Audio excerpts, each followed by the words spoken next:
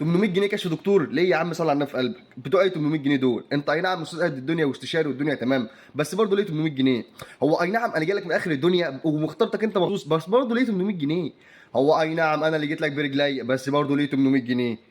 انا عارف ان انت اللي جبت التايه وعارف ان انا بستريح عليك، بس برضه ليه 800 جنيه؟ يا جدعان بالله عليكم انا مش بتريق على الدكتور اللي بياخد 800. الدكاتره كلهم على راسي من فوق، وانا مش صيدلي، انا تمريض، تمام؟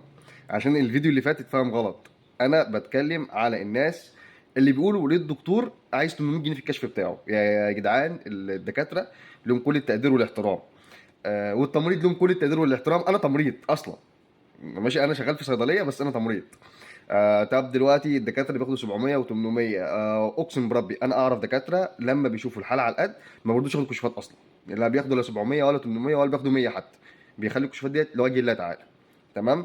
الدكتور دوت طلع عينه في المذاكره علشان خاطر يبقى الدكتور قد الدنيا ويبقى فاهم التشخيص بتاعه ماشي ازاي بالظبط. فانا مش بعيب في الدكاتره اطلاقا، انا بعيب على الشخص اللي بيقول لك ليه الكشف قد كذا. يا فندم انت اللي سبت المستشفيات الحكوميه ورايح له عيادته خاصه مخصوص ليه هو، والراجل دوت تعب وشقى وسهر الليالي. يعني انا في دكاتره اعرفها نواب معايا في مستشفى الجامعه اللي انا فيها، اقسم بربي بيقعدوا بالاربع والخمس ايام ما بيروحوش بيوت في المستشفى. فالدكاتره ليهم كل التقدير والاحترام. ويا فندم انت بكل بساطه، يعني لو انت شايف ان كشف الدكتور دوت غالي، بكل بساطه عندك الدكاتره اي دكتور تاني، او تقدر تروح اي مستشفى حكومي. تمام.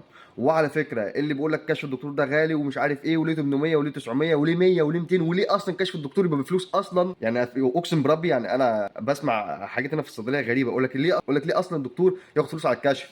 يا فندم بكل بساطه ده تعب وشقاه، ده تعب وشقاه، معلش.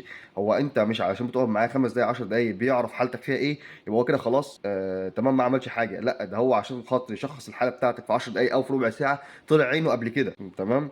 والكلام دوت للاسف بيطلع من الناس اللي بتكون مقتدره، الناس اللي مش مقتدره ما بيتكلموش. يعني اللي مش مقتدر بيخش بكل بساطه يصرف العلاج ويطلع ايا يكون، لو كشف الدكتور ب 2000 جنيه ولو العلاج اللي هيصرفه ب 4000 جنيه ما بيتكلمش. اللي مقتدر بقى هو اللي بيقاوح، يعني اللي مقتدر هو اللي بيقاوح يقول لك ليه ما ليه قد كذا. اتمنى ان الفيديو ده ما يفهمش غلط زي الفيديو اللي فات، والفيديو اللي فات هنزل ليه توضيح. في النهايه لو انتوا على اليوتيوب ما تنسوش تعملوا اشتراك، ودول من بستحوا راحه البال. سلام.